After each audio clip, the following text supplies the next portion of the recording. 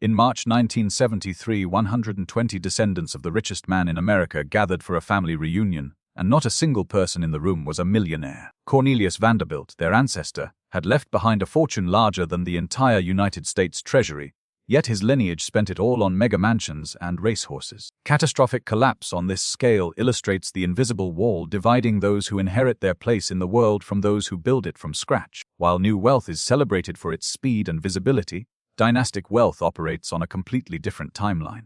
Understanding the distinct types of these two financial worlds reveals how money changes human behavior across generations. Passive capital management defines the trust fund heir, who exists as a beneficiary of wealth they did not earn. Scheduled distributions arrive from legal structures established decades ago by ancestors they only know from oil paintings. Daily existence for these individuals revolves around managing cash flows dictated by bank trustees, turning their lives into negotiations for extra allowances, without the pressure of survival. These heirs spend their 20s pursuing elite hobbies like dressage or sailing without ever intending to work. Living with a constant safety net creates a strange emotional isolation, as they can never be sure if their friends value them or their financial security. Power of a historic family name extends far beyond the size of a modern bank account, acting as a permanent credential in polite society. For these individuals, a surname is an asset that opens doors to elite universities and political networks across the globe. Preserving a historical legacy means their personal ambitions are frequently sacrificed for the reputation of the clan. A single public scandal can damage a reputation built over 2 centuries, making discretion their most valued trait. Yet, behind the polished facade, many struggle to establish an identity of their own, forever living in the shadow of dead giants. Deep in the countryside, the quiet estate stands hidden behind overgrown hedges and crumbling stone walls. Passing from parent to child along with antique furniture and historic deeds, these properties are rarely listed on the open market. Unlike modern mansions with automated systems, these homes are drafty and expensive to heat, containing rooms shut off for the winter. Faded carpets and chipped china are preferred over brand new luxury goods, as these owners view wear and tear as proof of permanence. Keeping their lifestyle completely invisible to the public protects the family from outside curiosity and taxes. Socialization of old money begins early, often at boarding schools where tuition costs more than the average household income. From the age of 12, these children are separated from their parents to live in stone dormitories under strict schedules. Tight networks formed with peers from similar backgrounds create a closed social circle that lasts a lifetime. But this early independence comes at a high cost, replacing family warmth with institutional discipline. Learning to hide vulnerability behind a mask of manners prepares them to manage dynastic fortunes, but leaves them emotionally distant. Philanthropic foundations represent the ultimate stage of old money, designed to influence society while shielding assets from taxation. By donating millions to universities and hospitals, these families ensure their names remain carved in marble for centuries.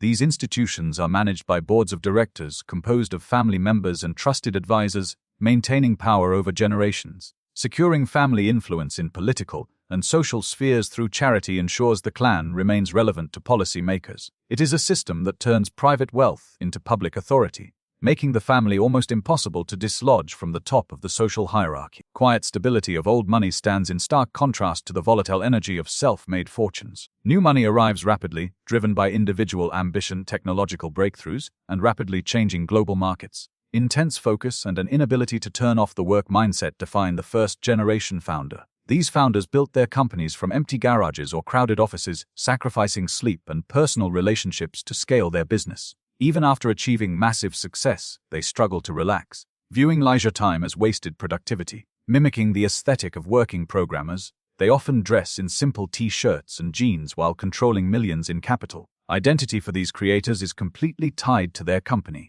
leaving them lost if they ever step away from the executive seat. For the overnight exit, wealth arrives in a single day, usually through an acquisition or a public stock offering. Yesterday they were salaried employees, and today their bank account holds more money than they can comprehend. Sudden wealth syndrome frequently follows, causing intense psychological disorientation for the new millionaire. Aggressive financial advisors and distant cousins seeking investment capital quickly surround them. Without the slow adjustment period of generational wealth, they frequently struggle to decide whether to spend it all or hide it away. Loud consumption is the primary tool of the flashy spender, who uses visible purchases to announce their arrival at the top. Purchasing items covered in recognizable brand logos and driving bright sports cars allows them to signal their status. Extreme visibility is designed to command immediate attention from strangers and peers alike. Leasing properties in expensive zip codes and paying premium prices for front-row access to events are common practices. Rapid spending of this kind is often driven by a deep need for validation, proving to the world that they have made it. Athletes and celebrities represent a sudden ascent into wealth based entirely on physical talent or public appeal. Many of these individuals enter professional leagues or sign major contracts before they turn 21.